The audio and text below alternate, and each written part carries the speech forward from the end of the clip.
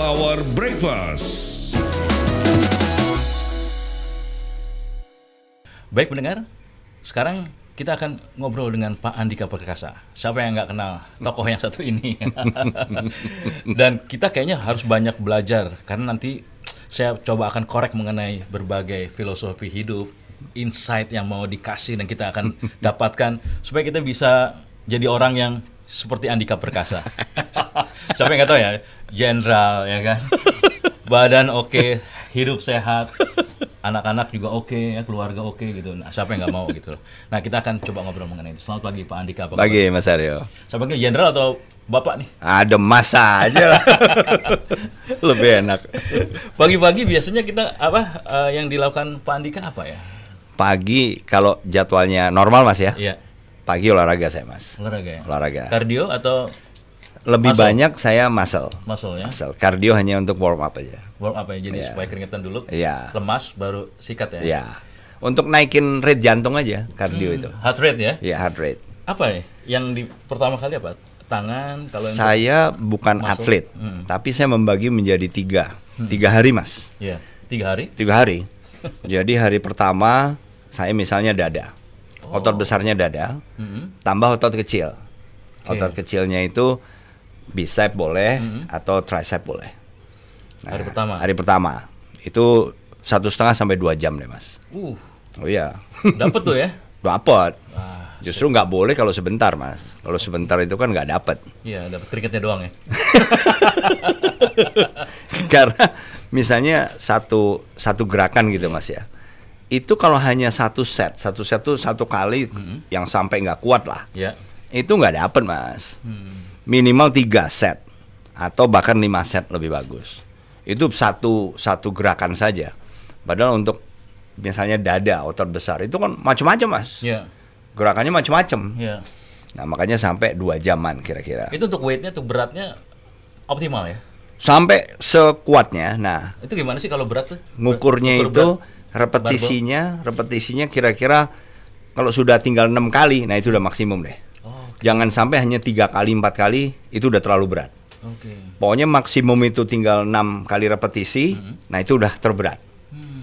Jadi biasanya selalu saya mulai dari yang agak ringan, kemudian selalu nambah sampai set kelima yang paling maksimal. Hari kedua? Hari kedua shoulder. Shoulder. Otot besarnya shoulder. Pundak sini Mas. Sini ya? Pundak sama sini deltoid. Deltoid. Deltoid itu di bahu atas Bahu ya, ya. bahu atas. Betul. Itu otot besarnya sama 1,5 sampai 2 jam. Otot kecilnya tadi kalau yang hari pertama tadi bicep, ini tricep lah. Oke. Bicep itu Popeye-nya lah. Kalau tricep bagian belakangnya. Asik nih kalau nonton ngelihat Pak Andika begini kan pakai baju ketat terus lihat tangannya gede, kayaknya gimana gitu ya. Hari kedua tuh ya. Itu hari kedua. Hari ketiga back. Back itu sayap Mas. Sayap itu juga banyak latihannya. Kemudian otot kecilnya mungkin saya tambah leg bisa dengan atau abs atau perut. Perut. Ya. Sit up-nya juga beda tuh ya kali ya. Beda Mas, bukan sit up yang Itu dia tuh. Makanya saya pantesan agak masih gede gini kan. Ternyata sit up-nya nggak begitu ya. Harus dia half atau mungkin seperempat ya. kita pakai alat sih Mas. Oke alat ya. Alat yang bantu. Dan alat yang bantu tuh bukan seperti yang kita lihat ya, misalnya Pakai ini ya. apa di tanah yang datar, bukan. Bukan ya. Ada ilmunya ya. Iya. Iya. Tapi juga lebih aman Mas. Kalau alat itu lebih aman. Iya. Kalau sit up itu kan yang lama bawah kita itu. kenal dari bawah sampai, padahal nggak perlu sampai atas sekali, nggak perlu. Kadang-kadang setengah aja Mas. Itu untuk perut ya? Iya perut. Iya. Ya gitu. Yang hari ketiga? Itu hari ketiga. Itu hari ketiga, Hari ya? ketiga. Terus balik lagi. Kalau profesional, maksudnya bodybuilder, wah itu bisa 5 hari berbeda tuh Mas. Dia kaki sendiri. Kita kan bukan atlet. Iya. Jadi enggak lah. Jadi begitu ya. Wah, that's why kenapa kalau kita lihat Pak Andika ini kan badannya luar biasa. Ini bukan masalah badan, tapi saya ngelihatnya sehatnya ini Pak, ya kan? Betul. Kalau sehatnya dapet, apa aja aktivitasnya kan dapat ya Pak ya? Itu Mas. Gimana itu? Ya itu yang memang kita kejar. Karena apa? Karena sebetulnya mulainya kapan sih Mas saya? Saya itu mulai setelah ibu saya. Ibu saya divonis waktu itu Ya. gula, diabetes. Jadi saya ingat apa kata dokter itu. Ibu udah kena diabetes nih. Mulai besok ibu harus olahraga tiap hari. Jadi baru tahu tiap hari olahraga. Kemudian kedua, ibu nggak boleh makan manis-manis, apalagi makan nasi. Ganti sama kentang atau apa. Gitu. Nah itu. Jadi karena saya menduga genetik lah Mas. Ada keturunan.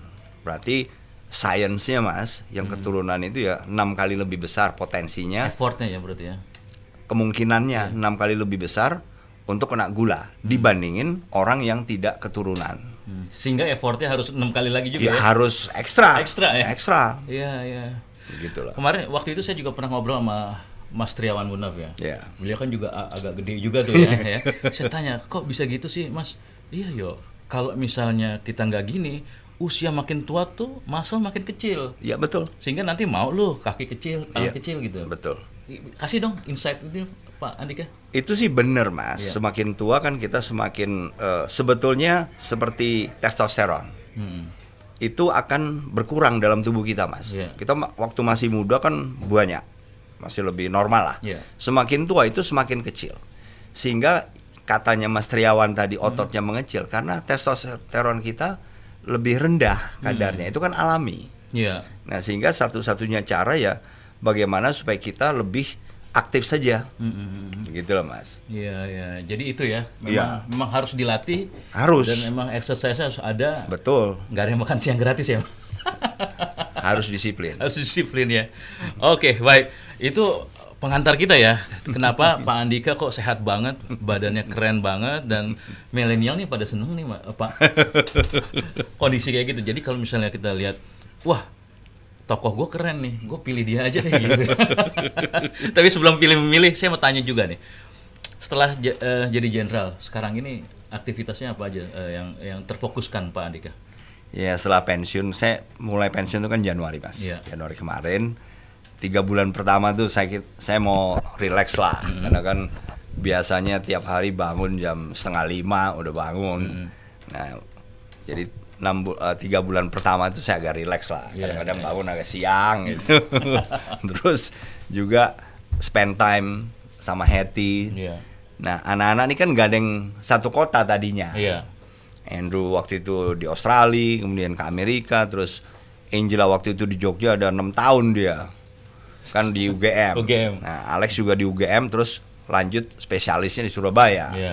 Sama istrinya. Praktis nggak ketemu-ketemu kan? Nggak ketemu-ketemu. Jadi kita yang datang nih Mas. Kita datang ke Jogja, kemudian ke Surabaya, terus juga ngunjungin Andrew. Kebetulan wisuda. Nonton, selamat ya. Iya, terima kasih. Andrew ya udah S2 di sana. Ambil apa Pak? Dia ambil Master of Science in Entrepreneurship and Innovation. Wow. Hati-hati nanti kiprahnya kelamaan di Amerika, kecantol di Amerika, nggak ketemu bapaknya lagi nanti kan. Jadi gitu ya Pak ya, aktivitinya itu ya. Jadi terus bulan keempat ya mulai dong harus saya tetap menjaga produktivitas Mas. Sehingga saya memutuskan untuk bekerja. Saya bekerja sebagai komisaris di swasta aja. Ya sebagai kesibukan lah. Yang penting otak saya harus tetap produktif. Iya. Tapi menarik loh, belakangan ini kan siapa yang nggak tahu berita mengenai Pak Andika yang kemarin diundang ke Senayan, ya kan? Terus mengenai dapat KTA juga katanya, walaupun perlu dikonfirmasi gitu loh. Artinya sebenarnya ada arah ke sana Pak Andika? Ya, soalnya kan ekspertis saya Mas. Saya sebagai birokrat, anggota TNI kan juga birokrat. Kita cukup lama lah dan punya pengalaman sampai dengan posisi top management lah kalau di sipil ya. Betul. Nah kemudian ilmu saya juga, sekolah saya kan juga kebetulan public policy, public administration, konsentrasi saya di national security policy, saya lebih ke diplomacy gitu-gitu lah Mas. Jadi menurut saya kemana kiprah saya dengan pengalaman tadi dan juga ekspertis saya, mungkin lebih baik saya berada di eksekutif. Walaupun bisa juga di legislatif. Nah, jadi salah satu pintu masuk, ya kita sebagai profesional bisa dipilih misalnya, tapi juga kan bisa melalui partai politik. Ya. Karena memang sistem politik kita begitu. Dimulai dari pemilihan kepala daerah, kepala negara itu kan melalui partai politik. Ya. Kemudian partai politik pemenang membentuk tim, apa kabinet, apa staf di kabupaten, di kota, provinsi gitu loh. Ya.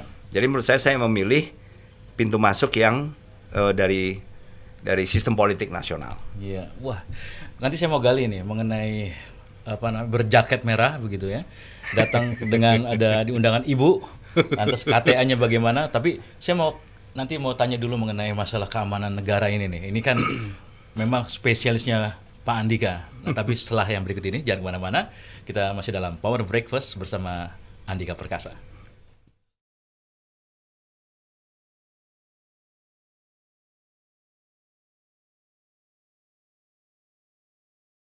Baik pendengar, kita masih dalam Power Breakfast di El Sinta, ada Pak Andika Perkasa. Kali kedua beliau ke sini. Dulu belum jenderal, tapi sekarang udah jenderal, bahkan udah lebih dari jenderal. Pak Andika, saya mau tahu nih, filosofi hidup Pak Andika apa sih dalam hidup ini? Apalagi saya tahu berkarir di TNI ya, sampai dari bawah sampai jadi jenderal begitu ya. Sekarang ini bahkan kita tahu banyak banget yang sayang sama Bapak, mencita-citakan Bapak menjadi RI 2 kek, mau menjadi RI 1 kek gitu ya. Tapi saya mau tahu dulu nih Pak, filosofi hidup Pak Andika apa? Juga dikaitin sama masalah ketahanan kita di Indonesia nih. Ya bagi saya sih jelas kita kan sebagai profesi apapun Mas ya. Dan profesi saya juga, saya harus bekerja. Jadi prinsip saya, kita bekerja harus lebih baik dari hari kemarin. Setiap hari kita harus bekerja lebih baik. Harus ada peningkatan. Karena kebetulan itu pun teori Mas. Teori dari organisasi, manajemen, ya itulah. Jadi jangan sampai kita bekerja business as usual. Gitu aja dan nggak ada peningkatan.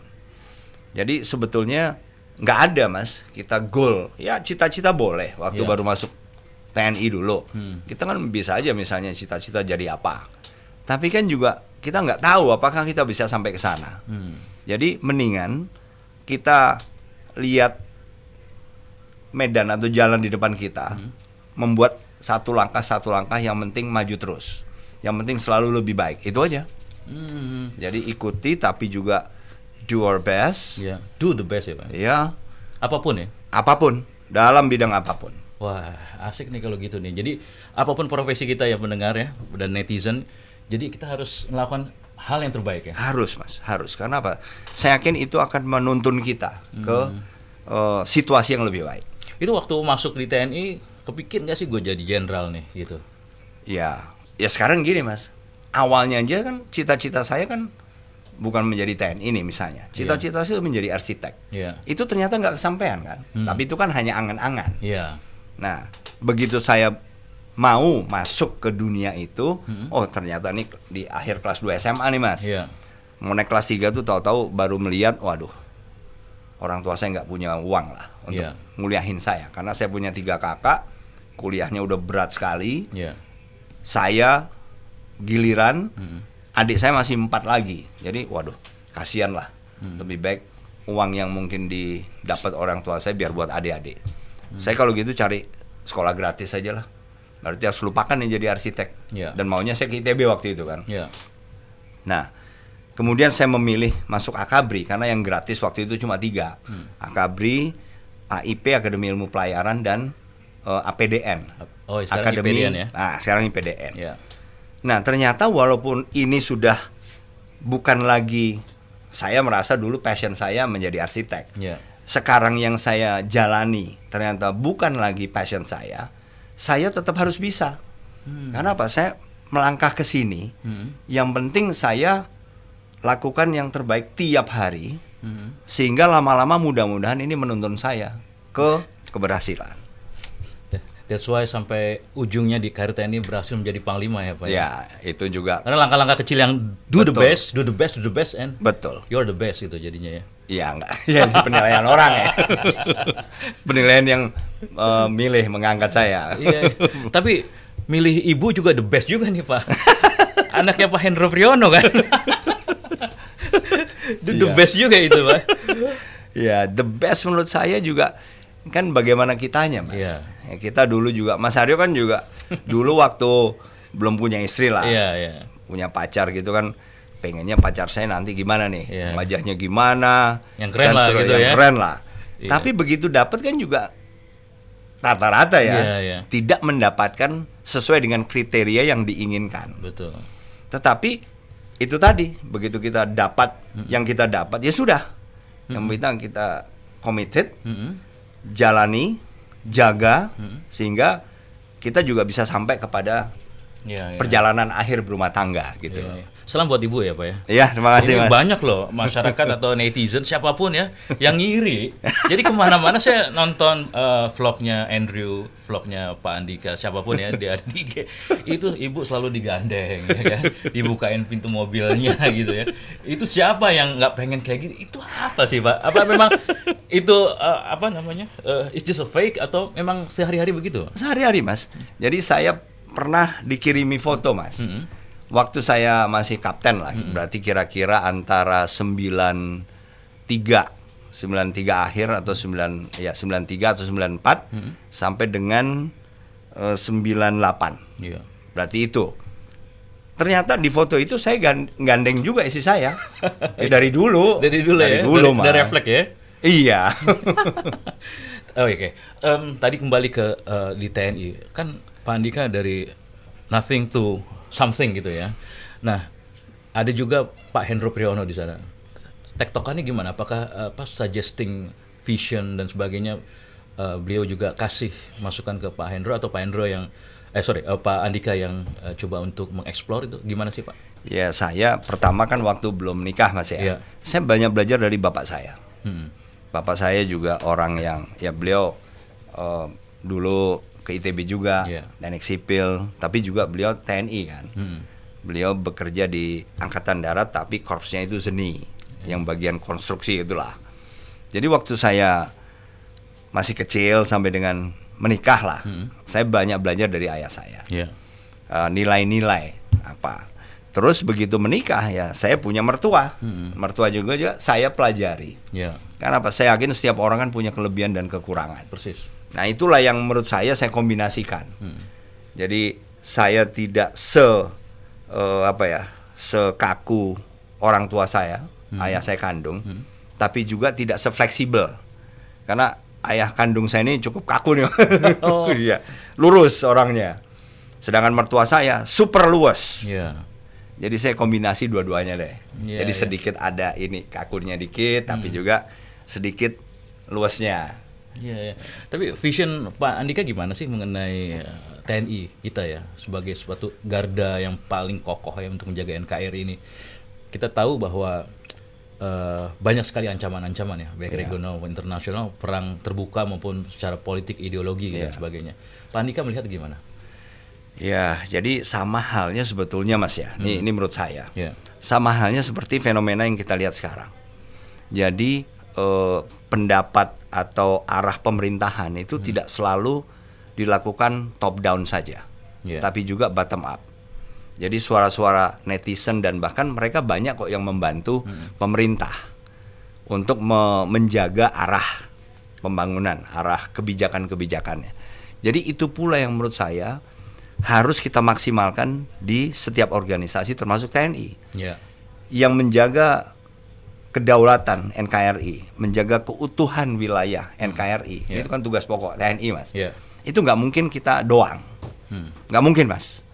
Justru harus dibantu oleh seluruh rakyat Indonesia, komponen ya, seluruhnya Mas. Nah berarti kan kita nggak bisa sendiri, karena apa?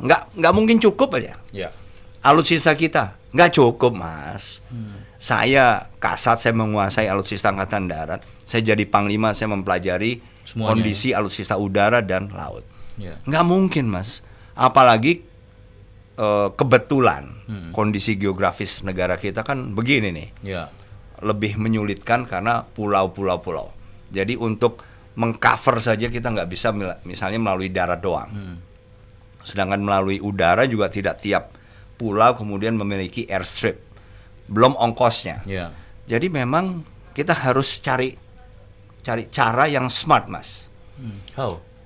Ya sekarang misalnya anggaran kita kan sejak 2000, kalau tidak salah sejak 2008 kita memiliki konsep minimum essential force atau kekuatan minimal yang penting. Nah, itu aja kan sampai dengan sekarang masih belum tercapai 100%. Itu yang minimum loh. Ini kan salah satu bukti. Ini masih kira-kira 68% sampai 72% lah tercapai. Itu pun lebih ke kuantitasnya, Mas, belum kualitasnya. Contohnya begini, misalnya kita punya pesawat nih, Hercules. Pesawat Hercules itu tidak misalnya 100%. Tapi yang kita bisa gunakan tiap hari ternyata tidak lebih dari 20%, 10%, 15%. Itu kondisinya, Mas. Karena apa? Karena dukungan untuk operasional ke 100% ini belum terdukung. Nah gitu loh. Jadi bukan hanya pemenuhan kuantitas tapi juga kualitas. Nah jadi dengan kondisi seperti ini terus kita mau nyerah nggak bisa juga. Atau minta anggaran pertahanan yang lebih besar lagi. Bagi saya juga tidak mungkin. Karena apa? Karena saya yakin setiap pemerintahan, Mas, ada prioritinya ya.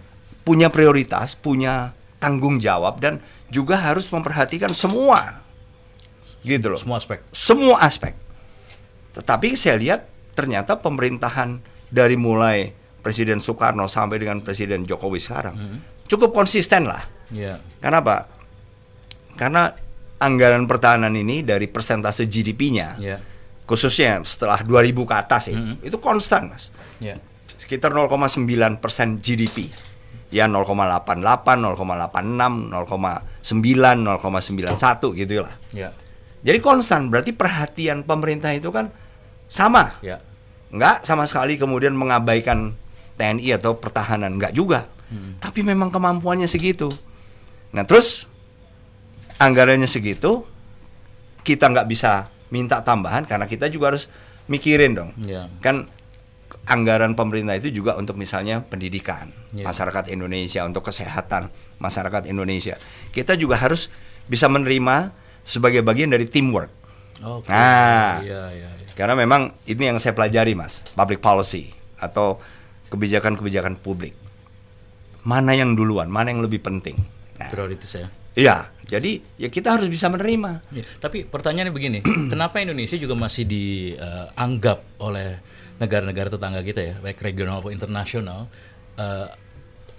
angkatan perang kita, terbukti kita masih diajak latihan perang.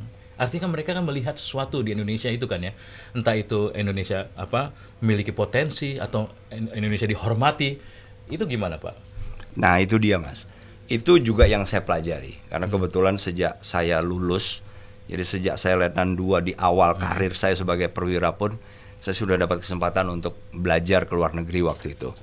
Jadi saya lihat negara-negara maju ini juga punya kepedulian kok.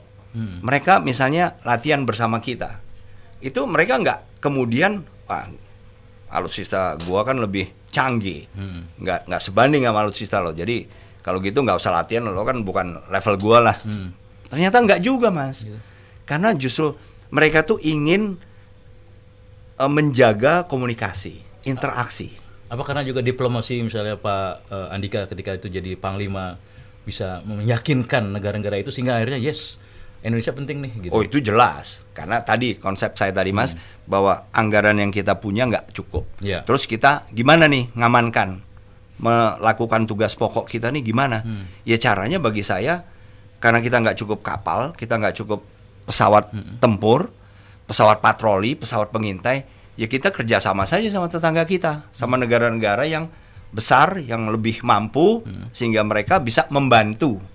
Kan membantu ngawasin, Mas, akhirnya ya. Iya dong. Sama-sama ya. Sama-sama. Kolaboratif ya. Kita patroli bersama dengan Singapura, patroli bersama dengan Malaysia, dengan Australia, dengan Amerika. Coba akhirnya kan tadinya kita nggak misalnya menjelajahi di sekitar Sumatera sampai dengan Natuna, tapi dengan kehadiran tetangga-tetangga kita sama-sama saling ngejaga ya. Akhirnya juga ikut ngejagain. Iya. Wah, good insight nih ya. Nah, bagus banget tuh jadinya. Wah, ini kalau ngobrol sama Pak Andika nih kata orang tuh isinya daging semua, bener ternyata.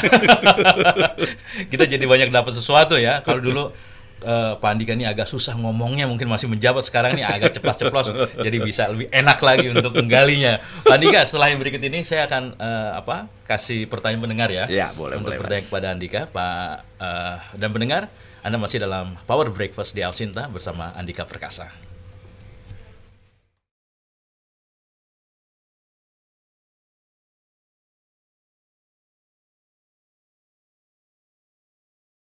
Baik, pendengar dan netizen, kita masih dalam Power Breakfast di Alsinta bersama Andika Perkasa ya.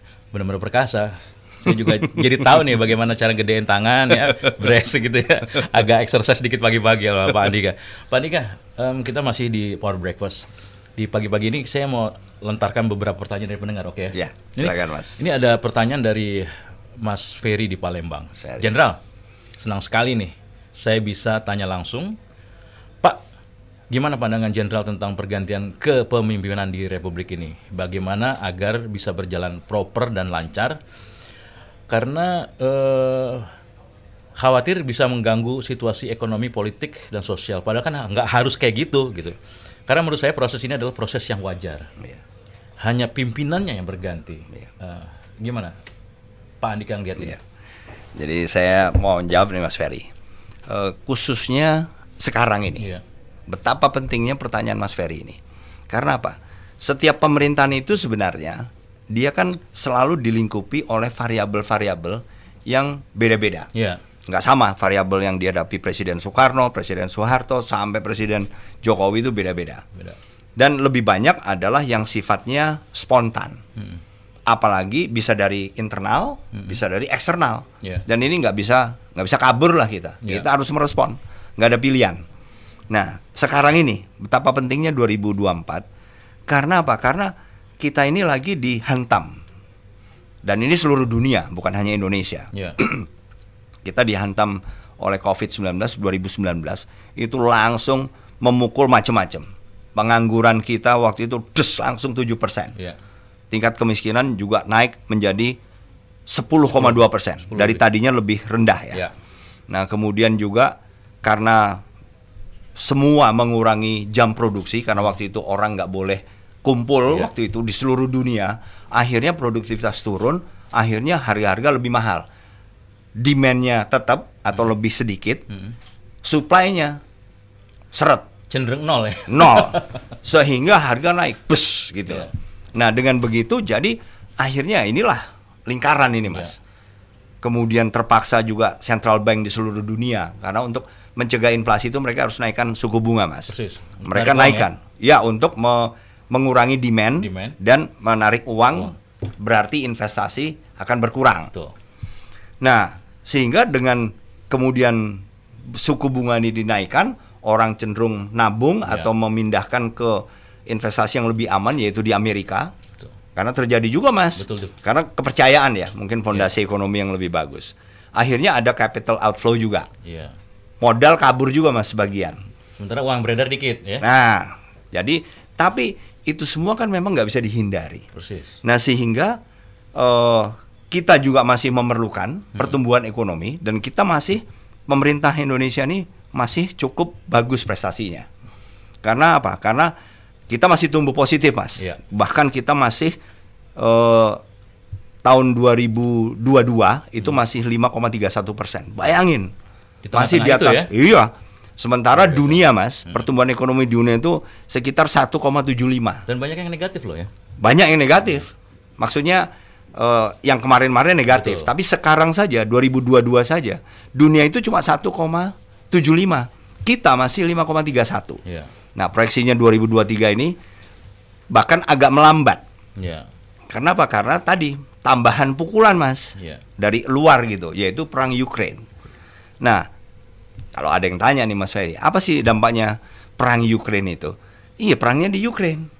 Jauh dari kita. Tapi ternyata satu, Rusia itu menghasilkan 10% dari minyak dunia. Nah, kemudian dia juga mengekspor gas alam, natural gas ke Eropa. Itu 40%, Mas. Iya. Jadi begitu pecah, Rusia diembargo sama negara G7 dan beberapa negara lain. Sehingga demand dan supply terganggu juga. Maksudnya karena diembargo, supply-nya kan jadi akhirnya seret nih. Nah, Terus jadi Rusia nggak bisa menjual lagi seperti biasanya. Dia lebih ke dalam ya. Sehingga naik lagi harga. Ya, nah itu loh Mas.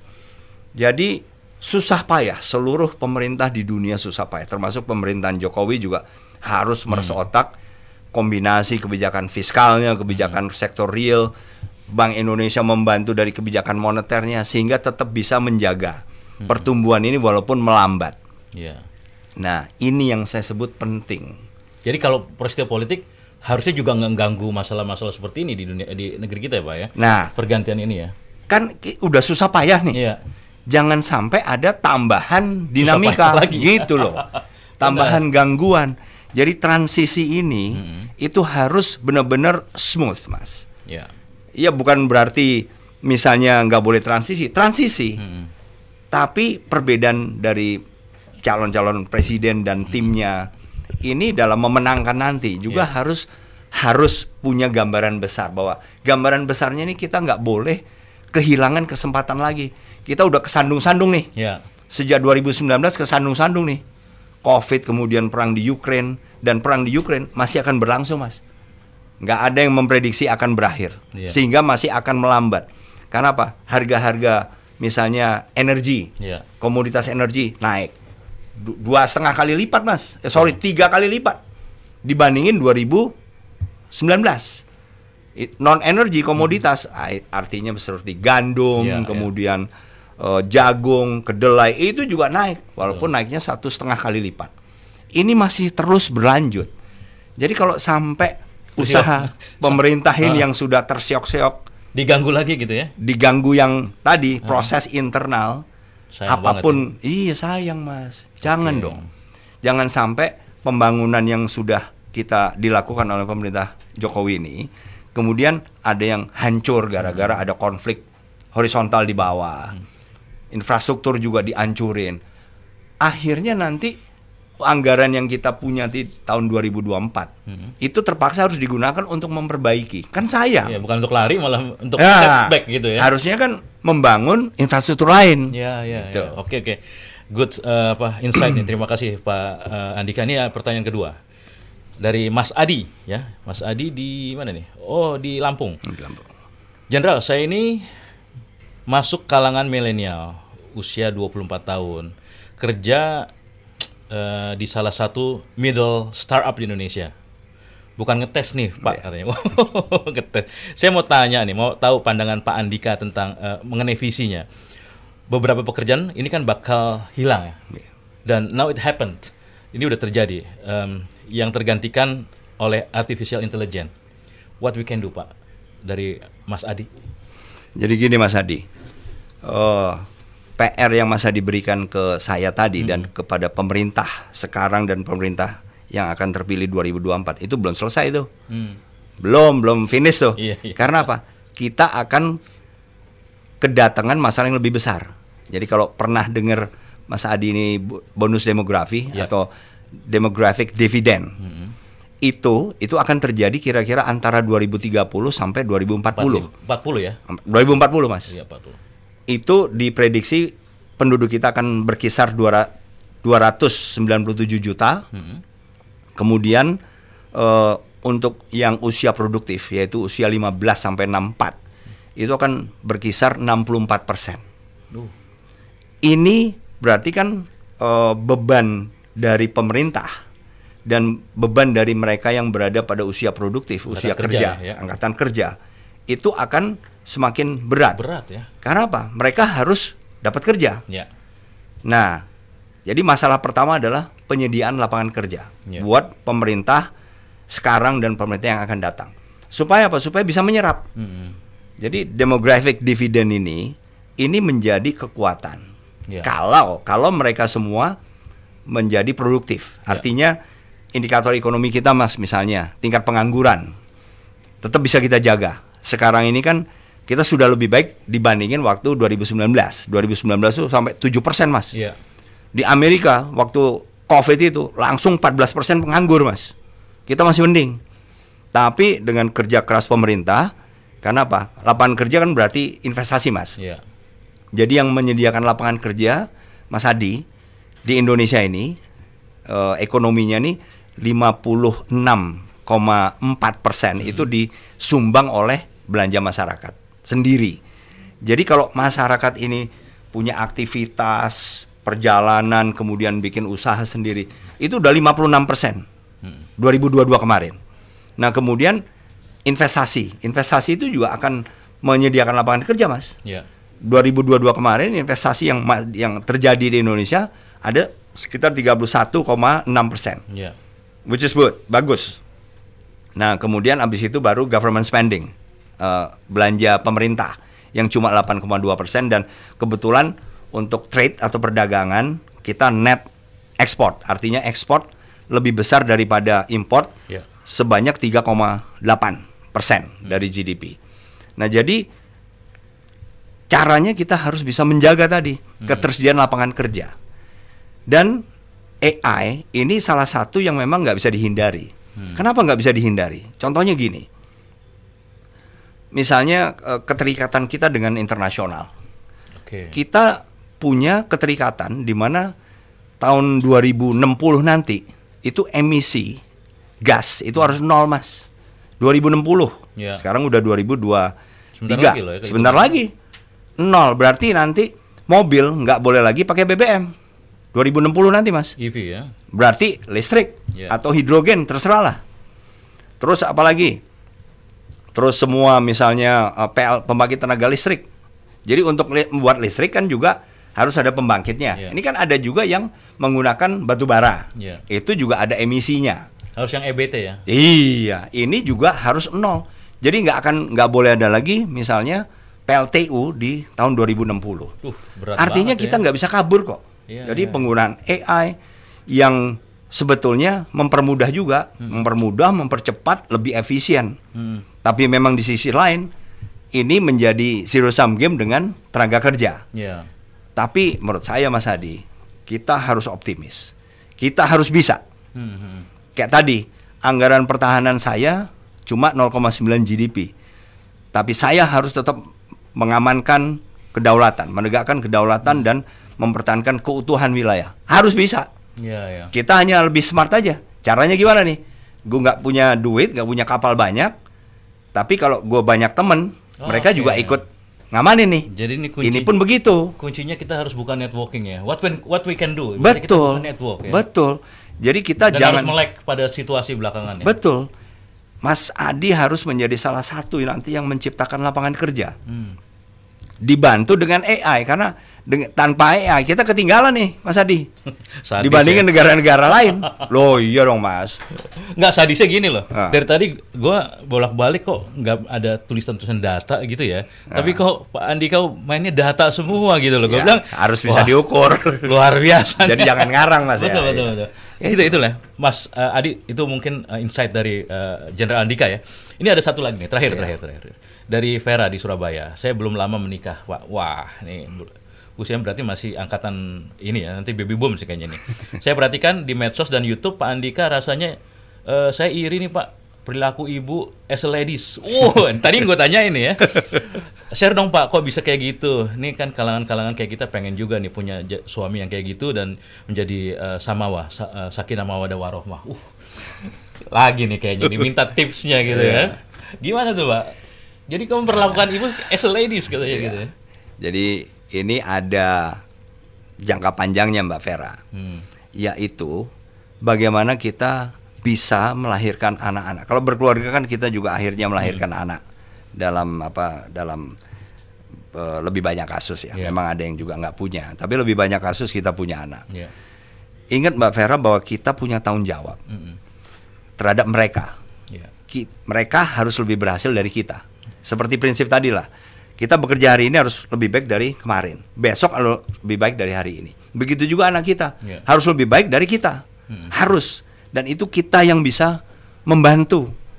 Membantu begini. Mereka tumbuh kalau nggak ada salah satu orang tuanya. Waduh, nggak mungkin Mbak. Dan itulah kebetulan Mbak Vera. Itu trauma saya. Jadi memang. Seperti gimana tuh? Trauma saya karena ibu saya itu nikah 2 kali. Mbak Vera. Jadi nikah pertama punya anak 1, 2, 3. Begitu anak ketiga lahir, baru tahu bahwa suaminya ini ternyata sudah kawin, punya istri lagi yang kedua, punya istri ketiga, dan punya anak dari istri kedua ketiga. Baru dengar tuh.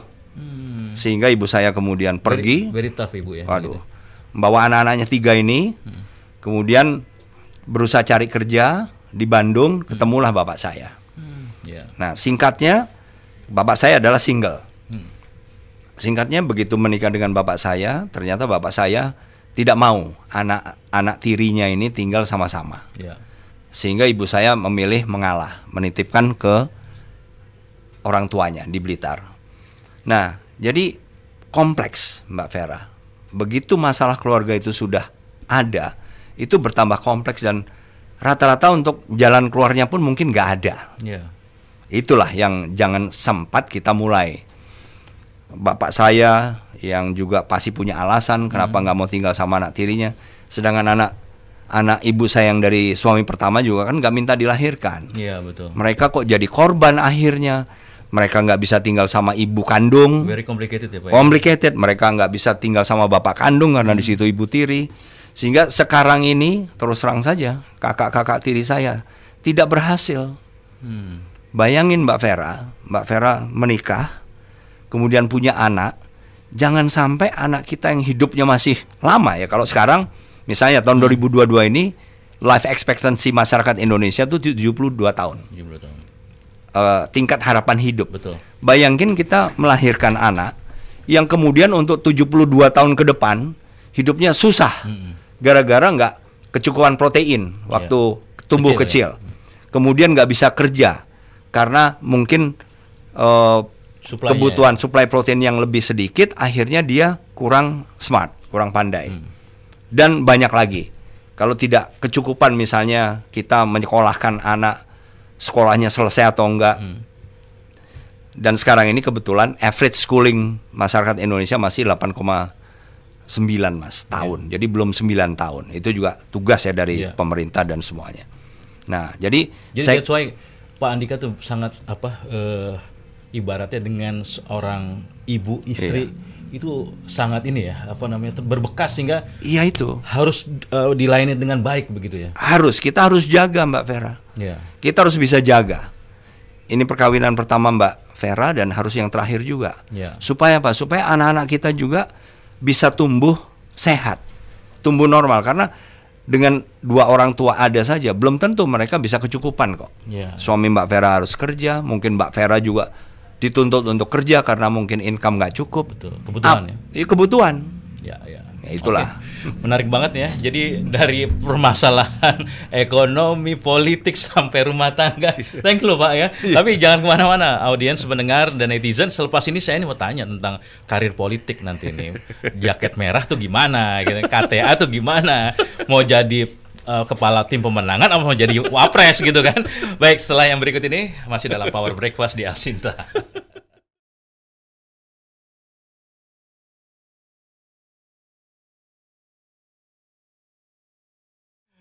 Baik, pendengar dan netizen Alsinta, kita masih di Power Breakfast dan ada nih sesi terakhir bersama Pak Andika Perkasa. Nah, tadi saya ingin tanyakan mengenai masalah karir politik. Pak Andika, ini banyak yang menyayangkan loh ketika dia baca Pak Andika bersedia menjadi tim pemenangannya Pak Ganjar gitu ya. Tapi dia bilang, saya tuh pengen Pak Andika jadi wapres gitu ya. Pilih mana sih Pak? Tunggu dulu nih, jangan bicara jadi tim pemenangan dulu nih. Ini jadi wapres kayaknya masih ada chance-nya loh Pak. Saya pernah waktu itu ngobrol-ngobrol sama Pak Presiden juga, sempat nanya-nanya juga nih, Pak Andika gimana Mas Aryo? Nah ini sekarang datang langsung nih kan, saya mau tanya ke Pak Andika nih. Gimana Pak? Ya kalau misalnya pengusulan presiden dengan wakil presiden itu kan kewenangannya partai politik Mas. Itu konstitusi kita loh. Jangan lupa nih, Undang-Undang 45 tuh Mas. Persis. Nah jadi Mas nggak bisa tanya ke saya. Karena saya pengen apa itu bukan kewenangan saya untuk menjawab. Tapi ya biarkan saja partai politik yang kemudian memutuskan. Yang penting saya sudah sudah menunjukkan bahwa ini loh yang saya punya. Karir saya begini, kemudian ekspertis saya begini. Kalau memang diperlukan, saya siap apapun. Nah gitu loh Mas. Jangankan cuma 2 pilihan tadi, apapun mau di luar 2 itu pun saya siap. Karena apa? Ini kan pilihan dari partai politik gitu loh Mas. Sayang sebenarnya Pak, kan Bapak expert banget di bidang pertahanan, Bapak dari TNI gitu kan. Sementara anggapan-anggapan orang bilang sipil militer masih oke Mas Haryo gitu loh. Nah, Pak Andika ada di situ, artinya tetap terbuka Pak ya? Saya terbuka Mas, ya itu tadi. Enggak lah, saya nggak milih lah. Saya nggak mau milih-milih karena saya punya disiplin. Ya. Karena saya selalu percaya pada teamwork. Nah, teamwork artinya kan kita harus bisa mendukung satu sama lain. Ya. Dalam tim ini saya mau dikasih peran apa? Ya udah itu aja. That's why waktu itu datang ke GBK Ya. dengan Bu Mega itu cair aja Pak ya, datang ke sana. Apa ada pretensi waktu itu udah ada tanda-tanda Pak Andika mau diangkat menjadi tim pemenangan Pak Ganjar gitu kan? Atau as ordinary people gitu, gimana Pak? Saya dapat undangan Mas. Oh, ada undangan. Iya, undangan resmi, dan di undangan itu pun sudah ada nomor kursinya. Oh, Nah, oke. iya, itu Ya, yang ya. terjadi Mas. Kita kan juga nggak mungkin Ujuk-ujuk ya? muncul-muncul sendiri, wah enggak lah. Betul. Jadi saya diundang hadir. Berarti nggak butuh panggung ya Pak ya? Panggung yang menyediakan ke Bapak gitu ya? Nggak, saya nggak tahu. Ya mungkin dianggap sebagai teman. Iya, iya. Sebagai yang pantas diundang gitu. Kalau KTA tuh gimana? Katanya Bapak udah affiliate atau bergabung dengan partai tersebut gitu. Sampai saat ini saya belum bisa ngomong, Mas. Belum bisa ngomong. Ini dia nih ngoreknya susah banget ya kan? Ya karena memang ada yang belum bisa saya sampaikan sekarang. Tapi suatu saat pastilah. Gitu. Iya. Tapi maksudnya gini Pak, kalau memang sudah ada apa tanda-tanda dan seloka gitu, akan ditunjuk sebagai tim pemenangan, ya harusnya merapat ke ke partai ini dong, begitu ya Pak ya? Ya omongan itu atau diskusi itu kan belum pernah ada Mas. Oke. Belum pernah ada. Jadi kalau saya juga nggak mungkin lah GR gitu kan, wah enggak lah. Jadi yang penting saya sih siap ditugaskan apa saja, nggak ditugaskan apa-apa juga siap juga. Pokoknya inilah saya. Tapi sebagai seorang profesional ya, saya tanya bukan sebagai mantan dari angkatan gitu. As a profesional ya, tadi Pak Andika bicaranya mengenai data-data semua kan. Jadi saya bisa bilang as a profesional. Untuk sebuah kontestasi seperti ini, kira-kira apa sih Pak yang harus di-achieve, diraih untuk bisa lead gitu ya? Apa ya bisa artinya menundukkan atau menggelorakan sehingga rakyat juga nengok juga bahwa ini adalah salah satu potensi yang bagus loh gitu loh. Apa sih yang mau dikerjain sama Pak Andika? Ya kalau menurut saya sih kalau dipilih yang menarik yang mana mungkin biar masyarakat Indonesia Mas ya. Tapi dalam rangka menghadapi semua yang saya ceritain tadi Mas, tantangan ke depan nih, tantangan sekarang dan ke depan yang cukup berat, ini memang tim pemerintahan ke depan ini memang harus bisa mengcover semua masalah itu. Kita nggak bisa kabur dari masalah eksternal tadi, masalah internasional nggak bisa kabur. Berarti kita juga harus punya tim yang menguasai geopolitik dan hubungan internasional. Supaya apa? Supaya kita nggak terisolasi. Karena Mas kalau kita ingin maju, kita harus bekerja sama dengan semuanya. Nggak bisa kita sendirian. Nggak bisa ya? Nggak bisa. Kita nggak bisa maju sendiri. Kita kalau merasa kita punya nasionalisme dan nasionalisme kita memang harus tinggi, berarti kita juga harus menjadi bagian dari komunitas internasional. Justru itu, semakin tinggi nasionalisme kita, semakin tinggi pula internasionalisme kita. Nggak bisa lepas Mas. Bukan hanya domestik politik, nggak bisa. Kalau kita nggak bisa menjaga, ada gangguan-gangguan tadi Mas yang nggak perlu. Kita nih nggak diganggu aja belum tentu gampang. Tadi menjaga pertumbuhan, menyiapkan lapangan kerja, dihadapkan pada jumlah. Itu luar biasa, PR susah itu ya. Susah banget Mas. Jangan sampai ditambah masalah yang nggak perlu. Ntar ada konflik dengan siapa, di internal mungkin ada perbedaan pendapat yang kemudian bisa memicu ke gerakan fisik yang kemudian merusak infrastruktur dan seterusnya. Jangan deh. Itu aja Mas. Ya, wah, jadi kita tahu nih ya position politik Pak Andika gimana nih. Jadi sekarang siap diperintah yang pasti itu. Siap diperintah. Pak, saya mau tanya nih Pak. Pak Andika itu kan dengan berbagai kalangan dekat ya, bahkan di luar negeri juga kalangan-kalangan pemerintah di Amerika, pejabat di Amerika, militeri dan bukan juga militeri dekat begitu ya. Dan saya juga pengen tanya nih Pak, mungkin pendengar juga ingin tahu nih. Kalau Pak Andika kan udah pasti dekat dengan mertua Pak Hendro Priyono. Kalau sama Bu Mega dekat nggak sih Pak? Ya nggak dekat sekali, tapi ya saya kenal lah. Kenal, ya? Berapa kali pernah juga. ngobrol juga Pak? Oh pernah. Sering, pernah. Ya sering sekali sih enggak lah. Ya. Kalau Pak Ganjar Pak? Mas Ganjar justru lebih jarang dibandingin dengan Bu Mega ya. Pernah WA-an, teleponan gitu? Oh nggak pernah. Nggak pernah ya? Nggak pernah. Saya belum punya nomornya. Belum punya? Nanti saya kasih Pak ya. Pak Prabowo? Pak Prabowo, waduh kenal sudah lebih lama itu. Sejak saya pangkat kapten lah, kira-kira 1990-an tuh. Iya. Sudah mulai. Ada kemungkinan masih dilirik itu sama Pak Prabowo Pak untuk bantu kita dong gitu. Oke aja Pak ya. Siap tugas ya Pak. Terakhir Pak Anies. Mas Anies juga saya pernah ketemu. Ya ketemunya waktu itu kelihatannya pada saat beliau jadi menteri ya. Saya komandan Pas Pampres. Periode pertama. Betul. Presiden jadi Presiden Jokowi jadi presiden. Periode pertama itu ya. Iya, periode pertama. Nah, kalau ke Presiden Jokowi Pak, sedekat apa Pak Andika? Karena kan Pak Andika waktu itu diangkat jadi panglima nih, banyak yang bilang, wah jelas aja beliau kan dekat karena kan itu yo gitu ya. Gimana tuh Pak? Emang dekat apa dengan Pak Jokowi? Ya sebetulnya yang mendekatkan itu waktu saya jadi komandan Pas Pampres Mas. Pas Pampres. Karena kan saya punya tanggung jawab terhadap keamanan beliau dan keluarganya, wakil presiden dan keluarganya. Nah jadi karena 1 tahun 7 bulan saya bertugas komandan Pas Pampres itu tiap hari bersama atau berada di dekat beliau, dan gak ada hari libur 1 hari pun waktu itu. Jadi disitulah saya merasa lebih memahami beliau, karena dalam mengamankan ini saya juga harus tahu, oh kalau ekspresi wajahnya begini, ini kelihatannya apa nih? Suka apa enggak gitu ya? Iya, suka apa enggak. Sehingga saya bisa, itu membantu tugas saya Mas. Sehingga juga karena sering ketemu juga, itu kan juga apa ya, membuat interaksi lebih dalam. Jadi begitu. Jadi ini membuka keinginan tahuan pendengar ya, dengan tokoh-tokoh itu yang sekarang ini menjadi kunci-kunci politik gitu ya. Ternyata beliau nih, Pak Andika nih, tahu dan dekat dan bahkan bisa berkomunikasi begitu. Pak Andika, terakhir banget, kasih dong insight kita pada kita semua nih ya, pendengar, netizen ya. What we can do, ini pertanyaan dari pendengar ya. Di situasi seperti sekarang ini, dari sosial, politik, ekonomi, kita harus ngapain sih gitu. As a priority, kita harus ngapain sih gitu. Apa Pak?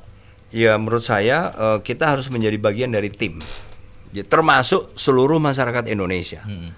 Kita nggak bisa mencapai cita-cita kita, walaupun itu diwakili oleh pemerintah dalam memimpin kita semua nih. Tapi itu juga nggak mungkin bisa kita dapat kalau kitanya nggak bantu. Jadi menurut saya yang harus kita lakukan sekarang adalah memberikan kepercayaan kepada pemerintah dan penyelenggara negara, bahwasannya selalu ada ruang perbaikan, itu pasti. Pasti ada perbaikan dan harus, seperti yang saya bilang, besok harus lebih baik dari sekarang nih. Jadi kalau besok sama aja, kalau sekarang ini udah bagus semua, itu nggak mungkin. Nggak mungkin, berarti masih ada yang salah gitu loh. Dan kita kan punya ukuran-ukuran tadi Mas, yang bisa kita lihat, oh ternyata kita ininya kok turun nih, gimana naikin lagi nih, untuk misalnya Global Competitiveness Index-nya, ekspor import gitu ya. Ekspor import kita harus, oh ternyata turun, gimana naikin. Selalu ada improvement yang harus kita lakukan. Nah jadi yang penting kalau ownership atau sense of belonging, rasa memiliki kemajuan negara kita ini juga ada di kita, dan itu yang memang yang menurut saya juga dilakukan di negara-negara maju. Mereka bisa lebih maju karena bisa membangun itu semua. Tanggung jawab masyarakatnya. Jangan ada yang kemudian merasa, ini kan bukan tugas gua nih, gua mah nggak apa-apa lah ngelanggar. Jangan. Oh ini bukan presiden gua, ini nggak begitu. Iya, disiplin tadi Mas. Makanya di beberapa negara kan ada nih yang misalnya mereka harus setiap warga negara usia 18 wajib misalnya masuk service, masuk polisi atau TNI-nya. Itu mungkin juga dalam rangka membangun itu. Tapi kalaupun nggak ada mekanisme itu pun nggak apa-apa. Yang penting kita semua punya kepedulian yang bisa memajukan negara kita, ini kita sendiri. Good insight. Jadi kita nggak main sendiri, kita harus bareng-bareng. Masyarakat juga harus bareng-bareng bersama pemerintahnya, Iya. negaranya Betul. untuk bisa membangun ini ya. Iya. Karena itulah sebenarnya chance kita untuk survive di depan nanti, Pak. Betul, betul Mas. Pak Andika, terima kasih sekali. Sebelum ini selesai nih, Pak, panco dulu nih, kalian kalau panco gini kayaknya sih nggak mungkin kuat nih loh. Beda jauh nih ya. Lebih gede Mas Aryo. Pasalnya loh. Wah, gitu nggak akan kuat. Jadi saya coba panco-pancoan sama Pak Andika di ujung ini, tapi kayaknya sih kalah. Pak Andika, thank you ya. Iya, makasih, Salam Mas. buat Terima kasih keluarga, juga. salam Terima buat Ibu, kasih. buat Andrew juga ya. Iya, dan terima juga kasih. teman-teman yang lain, anak-anak putra-putri yang lain. Kita ketemu di lain kesempatan. Sukses selalu Pak Andika. Iya, thank you Mas. Baik, pendengar dan netizen, sampai di sini Power Breakfast di Alsinta bersama Andika Perkasa. Saya Harudis Tamaji, terima kasih dan sampai jumpa. Power Breakfast.